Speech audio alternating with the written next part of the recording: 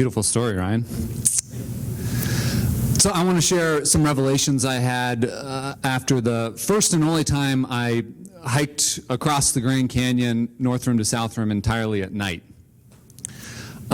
Several years ago, a few colleagues and myself went from the South Rim, canyon where I live, over to the North Rim. You take a Trans-Canyon shuttle over there, and got there around 6:30, 7 o'clock, watched the sunset, immaculate sunset on the North Rim. If you've ever been there, you know, and then descended into the canyon.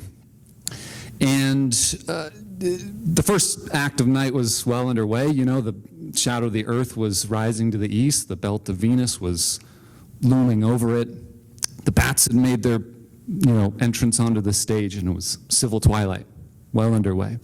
We headed down pretty quick, and 6 miles down to where you kind of bottom out the North Kaibab Trail, and then it's 8 miles through these beautiful slot canyons we call the box to get down to the river. We're hiking completely at night, something I really wanted to experience.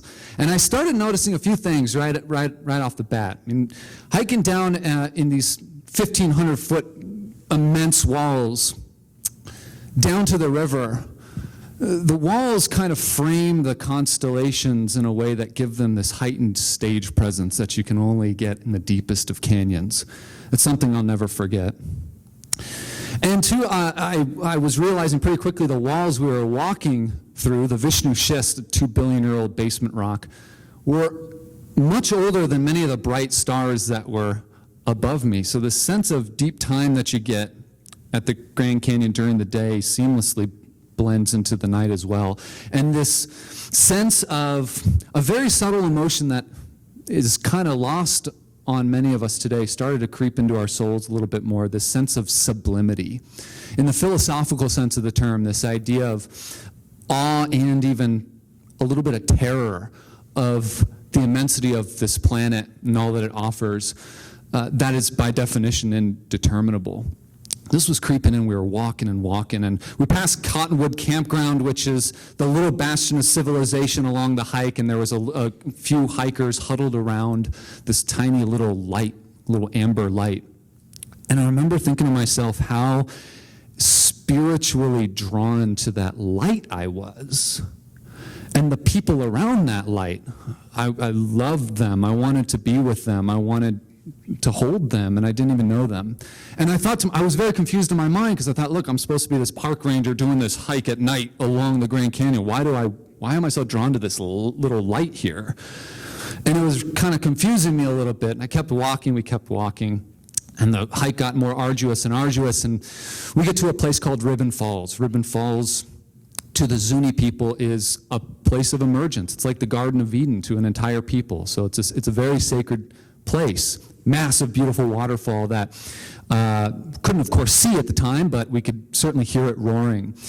And we got there, and we were kind of just almost being overwhelmed by this unfamiliar sense of sublimity that we weren't used to sitting in with our 21st century, bodies. And we were getting kind of a breaking point in understanding the gravity of what we were doing here, hiking under this immense starscape in the bottom of the Grand Canyon.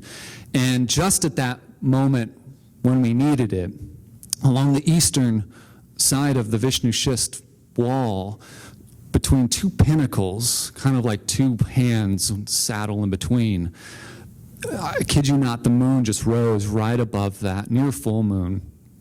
And the waterfall all of a sudden turned to shimmering broken glass. And we were exalted into the full sense of the term sublimity, when you not only understand the awe and the terror of everything happening, but you embrace it and you kind of succumb to it. And we celebrated that by stripping naked and howling like coyotes to the moon. Don't tell anybody.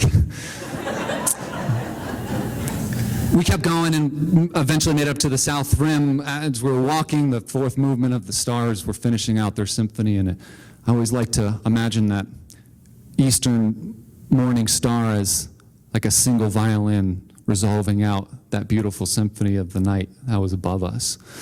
And I had a couple revelations after that hike. One is that nightscapes under these, over these national parks and these dark sky places can give us these subtle emotions like sublimity that are escaping us today. We're in this emoji culture of happy, sad, angry, but we've lost these very subtle emotions that were so familiar to the indigenous peoples of these lands and to the pioneers of these lands. And two, I realized that by going out and staring at the face of God nightly, the little lights that we do choose to use, those little tiny central fires, those little central meeting places, in turn also become incredibly sacred, and the people around them become incredibly sacred as well. And that's one of the main reasons I do what I do at the Canyon, was from that beautiful experience. Thank you.